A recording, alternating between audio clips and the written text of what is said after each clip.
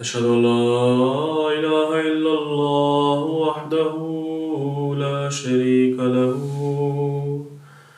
وأشهد أن محمدا عبده ورسوله أما بعد فأعوذ بالله من الشيطان الرجيم بسم الله الرحمن الرحيم الحمد لله رب العالمين الرحمن الرحيم مالك يوم الدين إياك نعبد وإياك نستعين اهدنا الصراط المستقيم صراط الذين أنعمت عليهم غير المغضوب عليهم ولا الضالين۔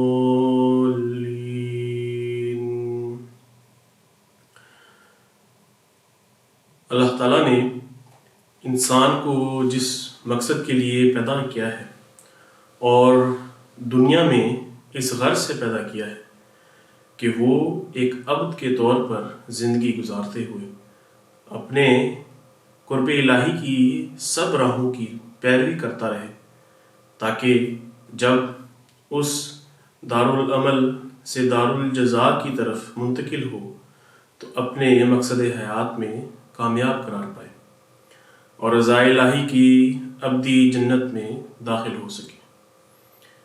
اس عظیم مقصد کے حصول کے لیے خدا تعالیٰ نے جو ذرائع انسان کو دیے ہیں اور عطا فرمائے ہیں، ان میں سے ایک اہم ذریعہ انفاق فی سبیل اللہ ہے، اور آج کے درس کا جو عنوان ہے وہ بھی یہی ہے کہ انفاق فی سبیل اللہ کی اہمیت اور ضرورت۔ اللہ تعالیٰ نے مومنوں کی ہدایت اور رہنمائی کے لیے قرآن مجید کی صورتوں میں جو کامل شریعت اتاری ہے اور جس کو ہدی للناس بھی فرمایا ہے اور بالخصوص ہدی للمتقین بھی، اس میں ہر وہ مضمون بڑی وضاحت سے بیان ہو گیا ہے جس کی انسان کو اپنا مقصد حیات حاصل کرنے کے لیے ضرورت ہو سکتی ہے۔ ان مضامین میں ایک اہم مضمون راہ خدا میں اموال کو خرچ کرنے سے تعلق رکھتا ہے۔ جس طرح تاکید اور وضاحت سے یہ مضمون قرآن مجید میں بیان کیا گیا ہے، اس سے انفاق فی سبیل اللہ کی اہمیت بھی واضح ہوتی ہے، اور یہ بھی پتہ لگتا ہے کہ اس راہ کو اختیار کرنے سے انسان اپنی زندگی کے مقصد کو حاصل کرنے میں کامیاب ہو جاتا ہے۔ قرآن مجید کا مطالعہ شروع کرتے ہی یہ آیت کریمہ ہماری توجہ کھینچتی ہے جو سورۃ البقرہ کی ابتدا میں آئی ہے۔ اللہ تعالیٰ فرماتا ہے ذَلِكَ الْكِتَابُ لَا رَيْبَ فِيهِ هُدًى لِلْمُتَّقِينَ،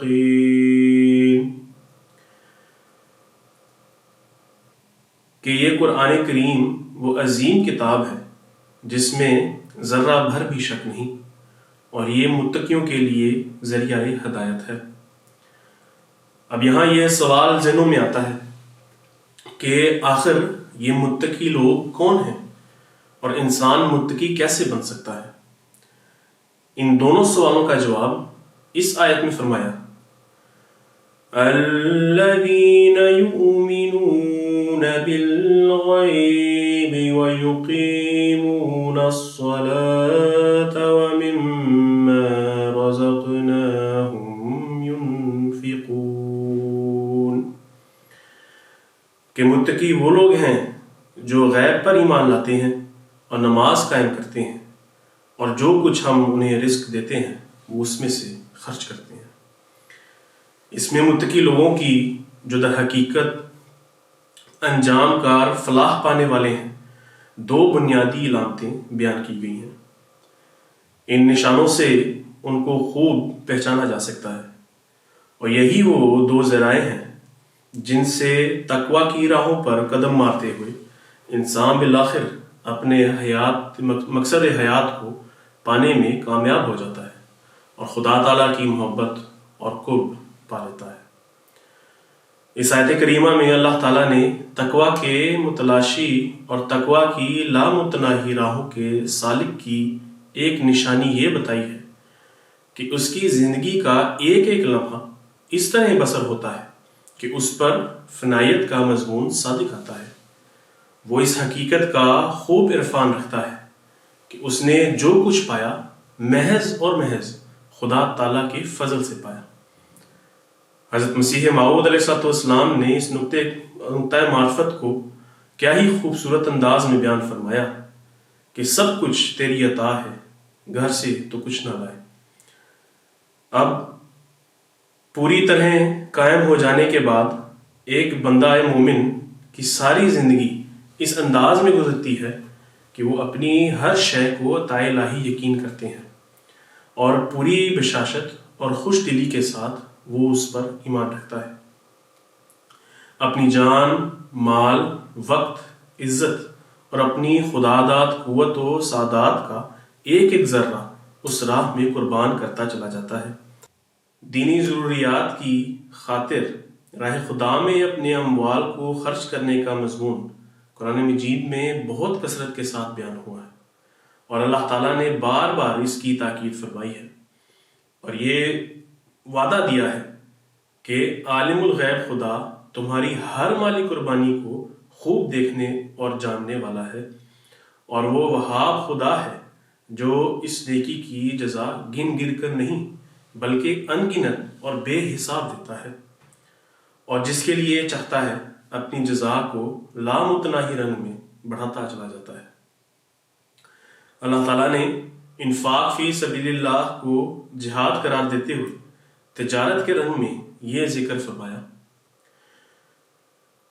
یا ایہا الذین آمنوا هل ادلکم علی تجارت تنجیکم من عذاب علیم تؤمنون باللہ ورسولہ وتجاہدون فی سبیل اللہ بأموالکم وأنفسکم ذالکم خیر لکم ان کنتم تعلمون یغفر لکم ذنوبکم ویدخلکم جنات تجری من تحتها الانہار ومساکین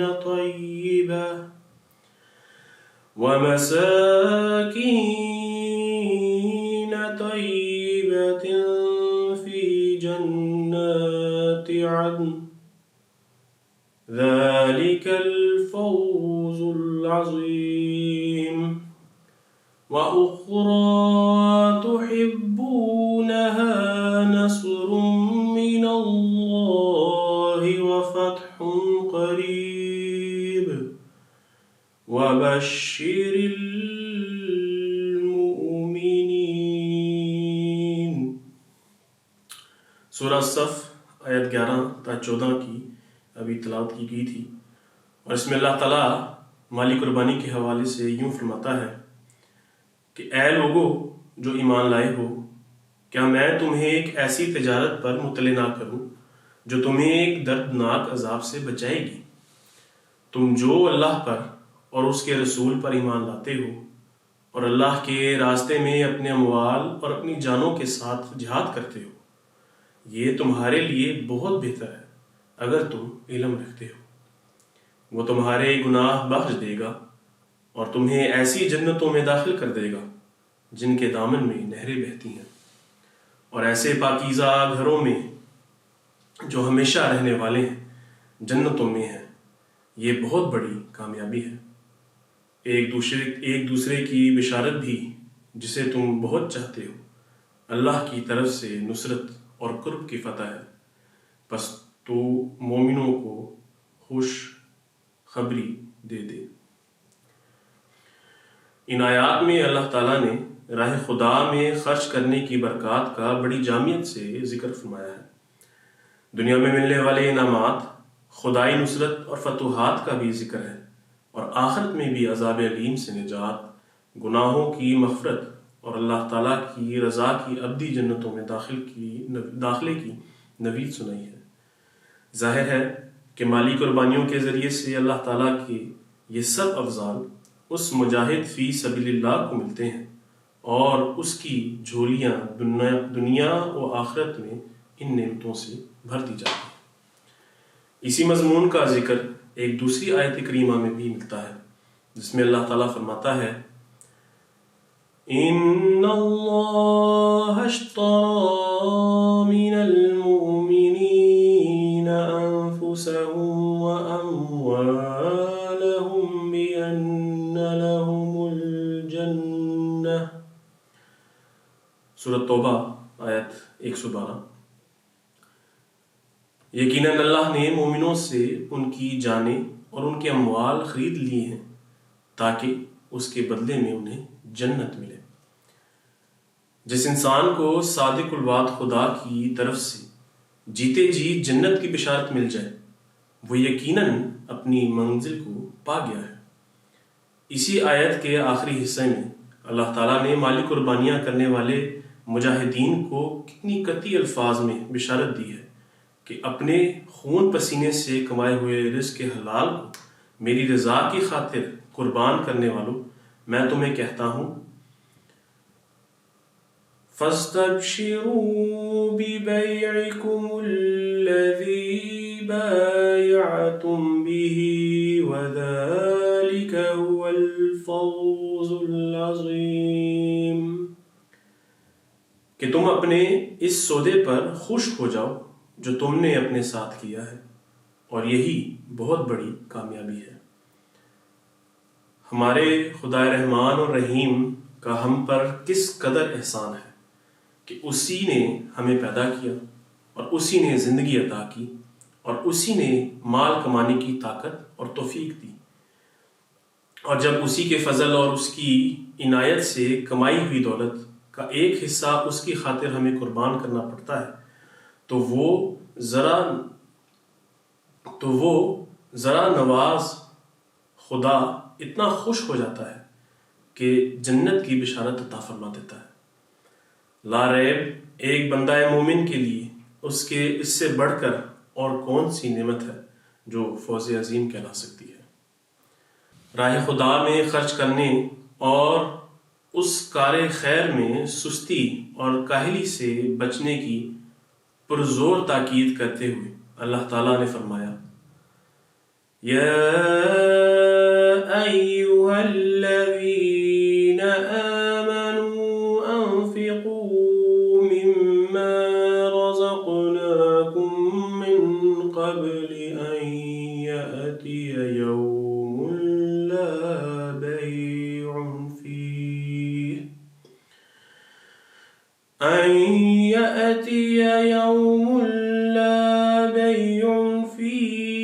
ولا خلة ولا شفاعة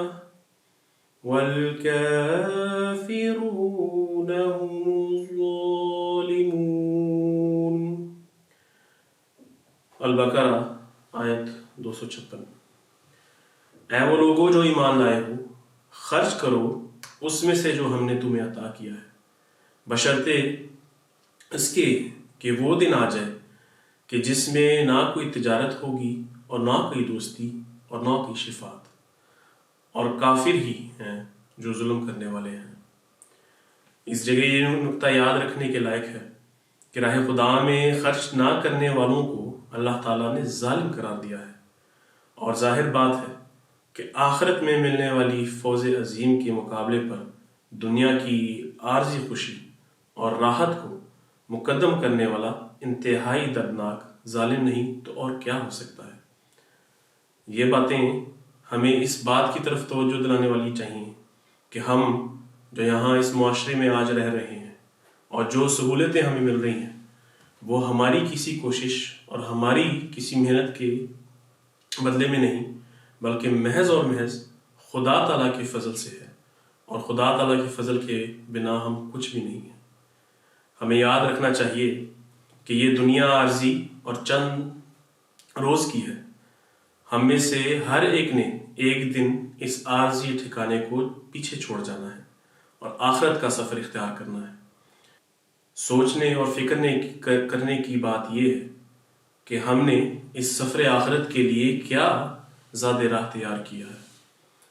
اگر کسی کے ذہن میں یہ ہو کہ میں اپنی جائیدادیں، محلات، اپنی دولتیں اور اپنی جاگیریں اپنے ساتھ لے جاؤں گا، تو اس شخص سے زیادہ نادان اور کون ہو سکتا ہے۔ اس دنیا میں آنے والا ہر شخص خالی ہاتھ آتا ہے اور خالی ہاتھ ہی جائے گا۔ دنیا کی یہ سب اموال، سب جائیدادیں، حتیٰ کہ بیوی، بچے اور تمام رشتہ دار اور دوست سب اسی دنیا میں رہ جاتے ہیں۔ مرنے والے کے ساتھ اگر کوئی چیز اس دنیا سے وہ ساتھ لے جاتا ہے اور آخرت میں اس کو کوئی فائدہ دے سکتی ہے تو وہ اس کے نیک اعمال ہیں، وہ تمام اعمال جو اس نے خدا کی رضا حاصل کرنے کے لیے کیے ہوں، اور جن میں وہ اعمال ان اعمال میں سے ایک جو انفاق فی سبیل اللہ ہے۔ ان نیک اعمال میں دیگر نیکیوں کے علاوہ مالی قربانیوں کا ایک بلند مقام ہے۔ اگر اللہ تعالیٰ کے عطا کردہ مال کو خوش دلی کے ساتھ راہ خدا میں خرچ کر کے اللہ تعالیٰ کی رضا کی دولت حاصل کر لی جائے تو یہ قربانی ضرور زاد راہ ہو سکتی ہے، جو آخرت میں انسان کے ساتھ جاتا ہے، اور یہی وہ سچی اور حقیقی دولت ہے جو میدان حشر میں بھی اس کی دستگیری کرے گی۔ بس ہم میں سے کوئی اس غلط فہمی کا شکار نہ رہے کہ دنیا کی دولت آخرت میں اس کے کسی کام آئے گی۔ عقل مند اور کامیاب وہ شخص ہے جو اس فانی دولت کو راہ خدا میں قربان کر کے اللہ تعالیٰ کی رضا کی ابدی اور لازوال دولت خرید لیتا ہے، اور اس وسوسے میں کبھی مبتلا نہیں ہوتا کہ مال خرچ کرنے سے دولت کم ہو جاتی ہے۔ یہ ایک شیطانی وسوسہ ہے۔ حق یہ ہے کہ راہ خدا میں مال خرچ کرنے سے دولت کم نہیں ہوتی بلکہ بے انداز بڑھتی چلی جاتی ہے۔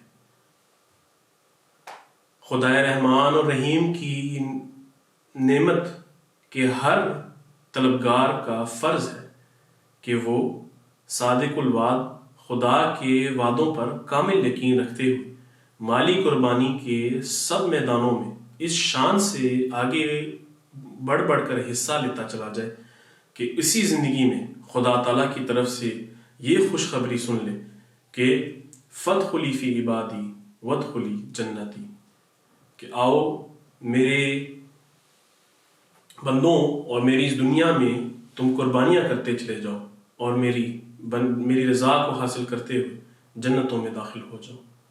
اللہ تعالیٰ ہمیں توفیق دے کہ ہم قرآن کریم کی ان سنہری باتوں پر غور کرنے والے ہوں اور ان پر عمل کر کے اس کے فضلوں کو حاصل کرنے والے ہوں اور ان جنتوں میں داخل ہونے والے ہوں۔ اللہ تعالیٰ مجھے بھی اور آپ سب کو بھی اس کی توفیق عطا فرمائے۔ آمین ثم آمین۔ اعوذ باللہ من الشیطان الرجیم، بسم اللہ الرحمن الرحیم۔ Le dars d'aujourd'hui sera sur le sujet des sacrifices financiers. Le sujet du sacrifice financier est si important que dans le Saint-Coran, Allah a attiré notre attention à plusieurs reprises sur celle de plusieurs manières. Les éléments du sacrifice et l'accent mis sur le don de sa richesse sont des questions d'importance primordiale car ils sont des facteurs clés dans la promotion d'une société harmonieuse. Une société dans laquelle les gens sont toujours prêts à manger le plaisir de Dieu et sont toujours conscients de leurs devoirs les uns envers les autres, en particulier envers ceux qui sont moins bien, mais en même temps, ils sont heureux. C'est seulement dans une telle société que la vraie paix s'instaurera et l'homme goûtera le paradis. Nous sommes les personnes les plus chanceuses car nous avons l'islam, le conseil parfait qu'Allah pour donner à l'humanité. Nous avons également une occasion unique d'accepter les enseignements de l'islam et de bénéficier des nobles exemples de ceux qui ont été enseignés et guidés par notre maître bien-aimé, le prophète Muhammad sallallahu alayhi wa sallam, qui aurait pu en savoir plus sur l'islam que le messager d'Allah. Il a vécu l'islam et son exemple personnel a montré clairement comment nous aussi pouvons atteindre ce statut. Regardez l'impact de son exemple sur ceux qui l'entouraient, c'est-à-dire ses compagnons. Regardez comment il a transformé une société ignorante qui était penchée sur le gain personnel, qui était déterminée à se battre pour la fierté et la richesse, qui était dans un état de désespoir et d'impiété absolue. Regardez comment cette même société a été révolutionnée par l'islam. Alors, qu'est-ce qu'elle a instruit les croyances qui concernent le sacrifice, et le sacrifice financier en particulier, et qu'elle a promis en retour? Et qu'est-ce qu'il a promis en retour? Eh bien, c'est un si bel enseignement et une si belle opportunité pour nous tous, riches ou pauvres, de devenir paradisiaques qu'il ne reste plus de place sur le doute. C'est un sujet si important que dans le Coran, dès le début, Allah résout tous les problèmes pour nous et supprime la base de l'avidité. Dans la sourate Al-Fatiha, Allah déclare « Toute louange appartient à Allah, Seigneur de tous les mondes ». Ce verset déborde de sens et de beauté et établit une fois pour toutes que tout ce qui est dans les cieux et sur la terre appartient à Allah. Puis ensuite, il dit dans le deuxième chapitre que « Zalikal kitab la rayba fihi » que ce livre unique est rempli de bonheur et ne contient aucun doute. Nous sommes les fiduciaires de cette terre et tout ce que nous avons n'est que des splendeurs empruntées à Allah, et notre avantage réside dans le fait que nous nous acquittons de notre confiance consciencieusement et avec sagesse. Cette sagesse se trouve dans le Coran. Dans le verset suivant, Allah déclare ses attributs, c'est-à-dire Ar-Rahman, Ar-Rahim, le clément, le miséricordieux.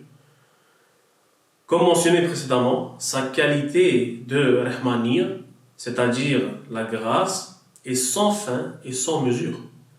L'univers entier témoigne de cette qualité et tout cela a été créé pour servir l'homme.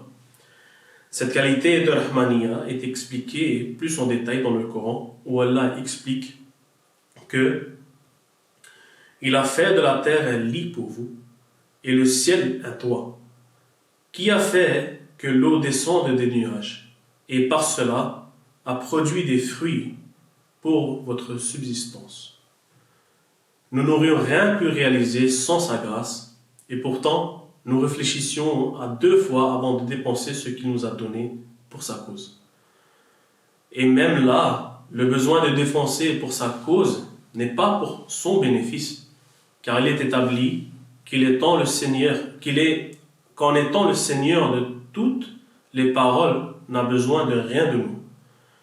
C'est plutôt nous qui en bénéficions, car Allah dit que lorsque vous dépenserez dans ma voie, je vous donnerai 10 fois plus.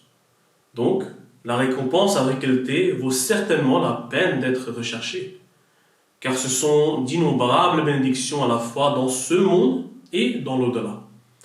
Si nous regardons l'exemple des musulmans d'Arabie, nous pouvons voir que l'Arabie a été tellement bénie qu'elle est inégalée dans son progrès spirituel qui a été atteint par les compagnons du prophète Muhammad sallallahu alayhi wa sallam.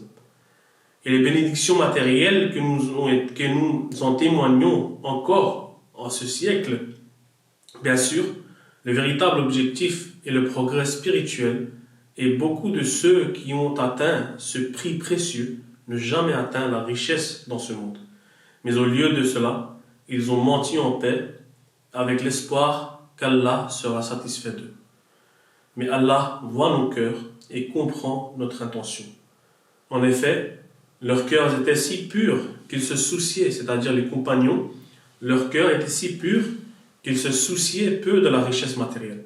Mais Allah est resté fidèle à sa promesse, afin que les autres puissent voir qu'Allah reste ferme à sa promesse, et que s'il avait prouvé qu'il pouvait bénir l'homme dans ce monde alors qu'il doute du reste, comment se faisait-il qu'ayant été témoin des bénédictions d'Allah à une échelle inimaginable, nous doutons de sa parole? Comment pouvons-nous pas croire la parole d'Allah? Que lorsque tu dépenseras dans ma voie, je te donnerai plus en retour. Donc c'est là le point à méditer. Que lorsque Dieu nous demande de dépenser dans sa voie et de dépenser parmi les biens que lui nous a accordés. Ce n'est pas nous qui avons acquis ces biens. Ce n'est pas nous qui avons fait de l'effort, ou c'est pas grâce à nos efforts que nous avons acquis ces biens. Mais c'est bien sûr grâce au fazl, c'est-à-dire les bénédictions, c'est grâce à la bénédiction d'Allah que nous avons acquis ces biens. Et ça lui appartient. Donc nous avons reçu en cadeau de la part d'Allah. Donc nous devons dépenser de ce cadeau-là qu'il nous a donné dans sa voie pour qu'il nous remette encore plus et encore plus de bien. Dans le Coran, Allah précise que le sacrifice financier est un attribut des justes. Ceci est annoncé si clairement dans le 2e chapitre qui établit le statut du Coran avant de montrer clairement quelles actions servent à plaire à Allah. Allah déclare: ceci est un livre parfait, il n'y a aucun doute dans l'au-delà. Ceci est un livre parfait, il n'y a aucun doute là-dedans. Comme mentionné précédemment, l'histoire témoigne du fait qu'il n'y a absolument aucun doute sur la parole d'Allah. Ce qu'il promet passe certainement, et c'est cette certitude qui pousse les chercheurs de vérité à suivre les commandements d'Allah. Depuis l'avènement de l'islam, ces commandements se trouvent dans le Coran, qui est décrit par Allah comme un guide pour les justes, c'est-à-dire Hudal lil Muttaqin. Mais quelles sont les qualités des justes? Et qui sont ces personnes justes, c'est-à-dire les Muttaqin? Allah dit dans le Saint-Coran: ceux qui croient en l'invisible et observent la prière, et dépensent avec ceux que nous leur avons fournis. Donc, regardez la beauté de ces paroles d'Allah. Il montre clairement que le juste agit avec une foi ferme. Leurs cœurs n'ont aucun doute sur Allah ou la vie à venir. Ils croient fermement à l'invisible et les vraies bénédictions qu'ils désirent sont liées à la prochaine vie. Il est vrai qu'Allah nous récompense dans ce monde aussi et dans le suivant. Mais la motivation de leurs actes et de leurs sacrifices réside dans le royaume de l'invisible. Car c'est là qu'ils réalisent que résider dans ce monde n'est que simple voyage. Mais la récompense ultime sera la vie éternelle dans l'au-delà après ce monde. Et en comparaison dans laquelle les gains de cette vie pâle dans l'insignification seraient incomptables. En fait, Allah souligne davantage le concept du sacrifice financier comme base de la justice quand il dit: jamais vous n'atteindrez la justice si vous ne dépensez pas avec ce que vous aimez. Chapitre 3, verset 93. Donc, pour ceux qui sont attachés aux richesses du monde, ce verset est une instruction claire indiquant clairement que leur chemin vers le progrès est lié à leur volonté de se séparer de leurs richesses pour Allah. C'est une caractéristique des justes, et quand nous regardons la vie du prophète, de leurs compagnons, et plus récemment la vie du Messie premier et de ses compagnons, et calife après lui, nous voyons leur conviction complète en Dieu et l'existence de l'invisible. C'est une caractéristique cruciale qui les pousse à faire tous les sacrifices, grands ou petits, parce qu'ils sont convaincus de leur récompense incombe d'Allah. La logique des versets d'ouverture du 2e chapitre est infaillible. Dans ces versets, Allah montre clairement la voie du progrès.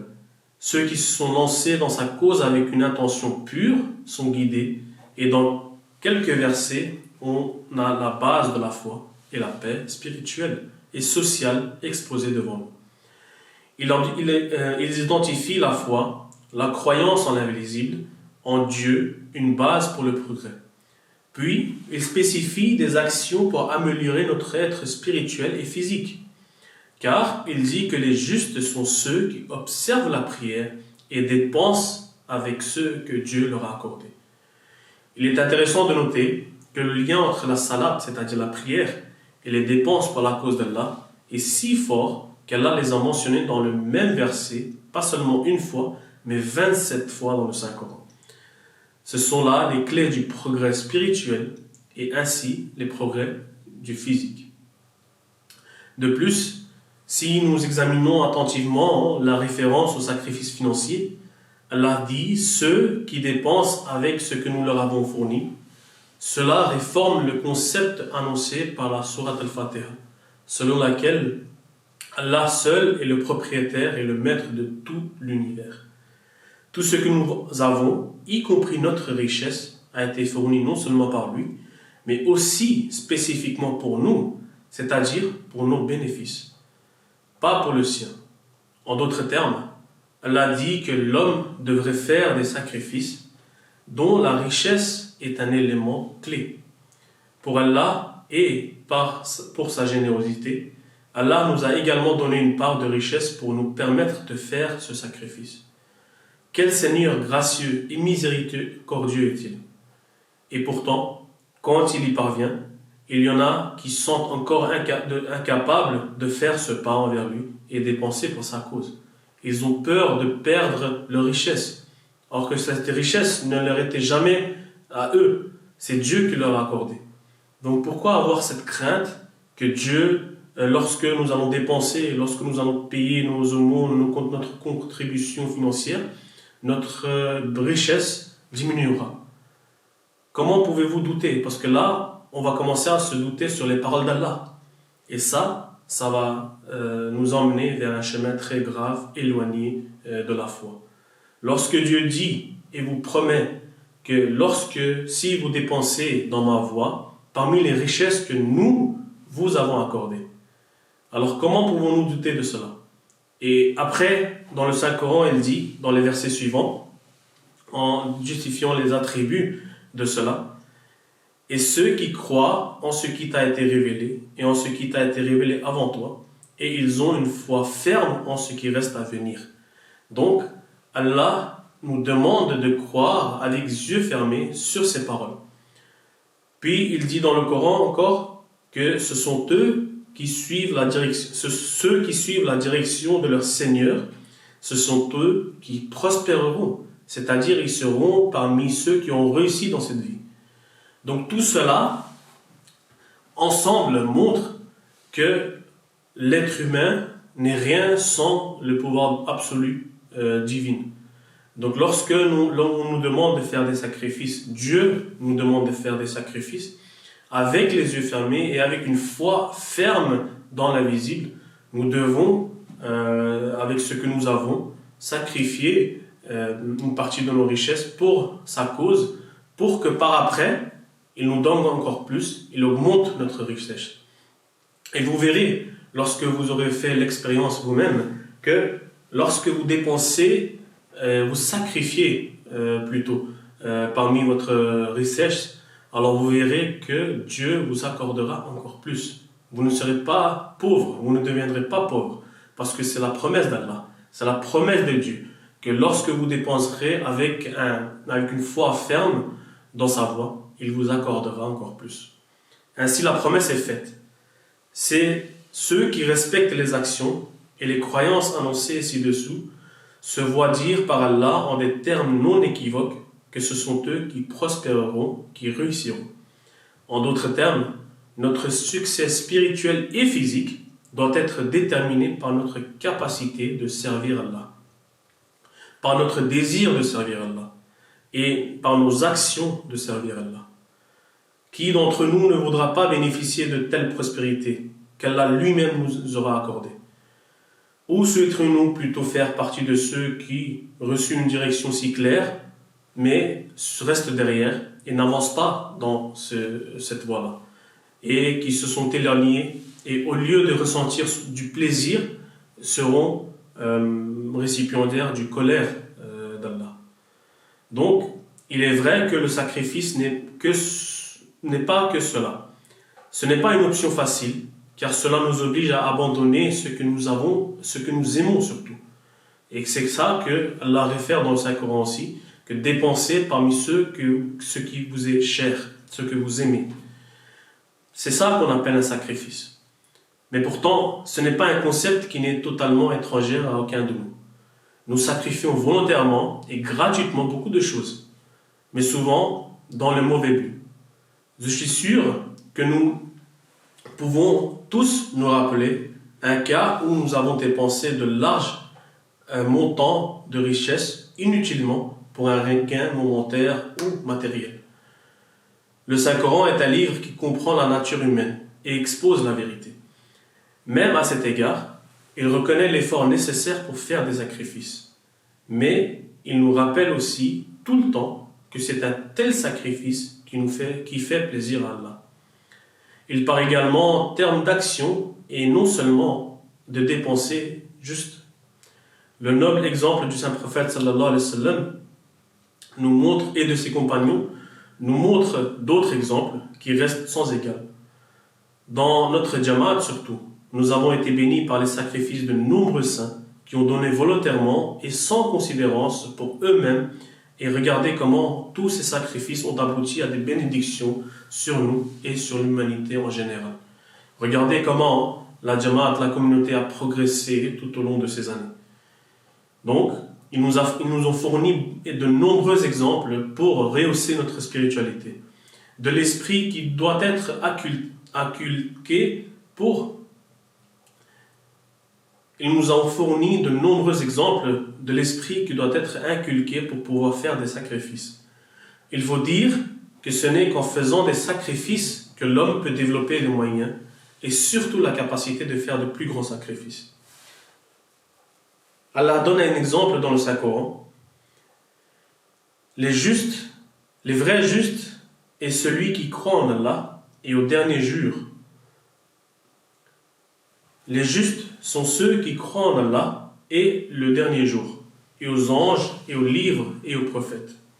Ils dépensent son argent pour l'amour de Dieu, sur les parents, sur les orphelins, sur les nécessiteux, sur les voyageurs, et ceux qui demandent de la charité.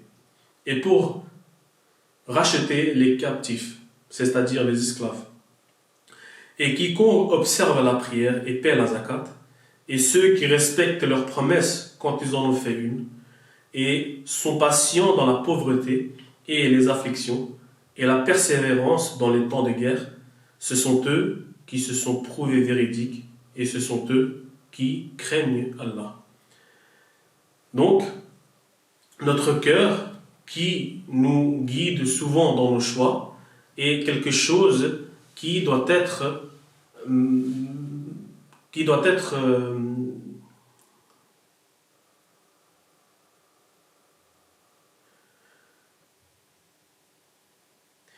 l'esprit de sacrifice financier n'est pas pour l'estime sociale, mais pour l'amour de Dieu. Quel bel enseignement est-elle? Un enseignement qui nous tend la main, qui touche notre cœur, qui nous guide sur le chemin de Dieu et qui montre clairement que tout cela est fait par ceux qui crient pour l'amour de Dieu. Ce sont eux qui acceptent vraiment que ce monde n'est pas ce qui compte. Ceci est magnifiquement décrit dans le Saint-Coran qui dit « La vie de ce monde est faite pour paraître effrayante pour ceux qui ne croient pas, c'est-à-dire attirante. Et ils se moquent de ceux qui croient. Mais ceux qui croient en Dieu seront au-dessus de ceux qui ne croient pas au jour de la résurrection. Et Allah accorde ses dons à qui il veut, sans compter. » Cela nous présente la compréhension des mécréants sur ce qu'est cette vie matérielle et à quel point elle est incontable. Regardez le monde non seulement de l'époque du Messie premier, du saint prophète sallallahu alayhi wa sallam, mais aussi maintenant. Les gens poursuivent les offrandes de cette vie matérielle et pourtant ce sont des gens qui auront peu de récompenses dans l'au-delà. Donc nous devons réfléchir et méditer sur nos situations aussi et essayer de comprendre les versets du Saint-Coran qui nous montrent clairement que le sacrifice dans la voie d'Allah, le sacrifice financier dans la voie d'Allah n'est pas quelque chose qui nous rendra pauvres, mais au contraire, il nous rendra riches dans ce monde et aussi dans l'au-delà. Donc, il faut lire ces enseignements et comprendre surtout ces enseignements. Qu'Allah nous permette de comprendre la vertu de ces versets du Saint-Coran et que nous puissions être parmi ceux qui obtiendront la promesse du paradis. Amin. Summa amin. Jazakumullah khairan jaza. Assalamu alaikum wa rahmatullahi wa barakatuh.